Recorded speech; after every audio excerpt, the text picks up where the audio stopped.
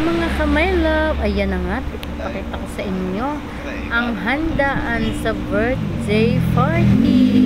Hindi mawawala ang pansit.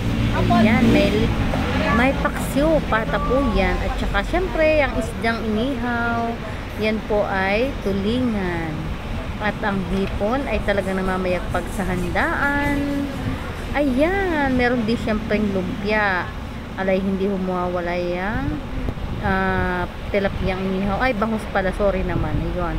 At saka syempre, hindi mawawala lagi ang isdang inihaw. Ayan na. Hindi ho halatang masarap. Kaya, yan na lang ang natira. Diba? Ayan. Talaga pag may handaan ay sulit na sulit ang tiyan. Sabi nga, ang pansit ay pampahaba ng buhay.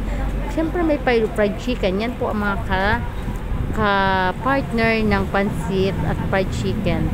Ang cake, syempre, hindi pwedeng matapos ang birthday pag walang cake. O, iba-ibang flavor po yan. May ube, may mocha. O, diba? Mamimili na lang kayo kung ano ang inyong gustong flavor. Ayan, pagkasarap-sarap naman yan. Magi ako pag nakikita ko yan, ako po ay naglalaway at naalala ko ang sarap. Yun lang. Thank you for watching.